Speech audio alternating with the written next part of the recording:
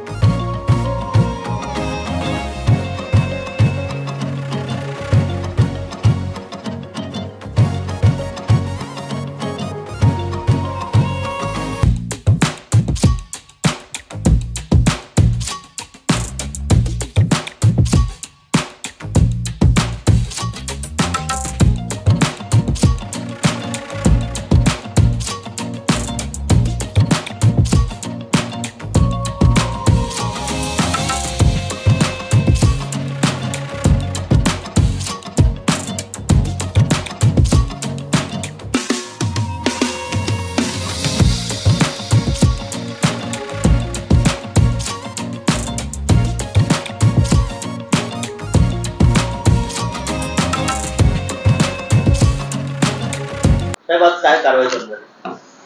उल्हासनगर महानगरपालिका क्षेत्रात नेताजी चौक ते इल्यान पोलीस स्टेशन ते लाल चक्की चौक उल्हासनगर 5 या रस्त्याच्या रुंदीकरणाचे काम MMRD मार्फत हाती घेण्यात आलेले आहे. या रस्त्यात जी बांधकामे बाधित होतात त्या बांधकामांना महापालिकेमार्फत रीतसर नोटीस बजावणी करण्यात आली होती. तथापि नोटीसचा कालावधी संपून गेल्यानंतर ती जे दुकानदार होते त्यांनी त्यांची दुकानं जी रस्त्याने बाधित होती ते त्याचा भाग काढून घेतला होता.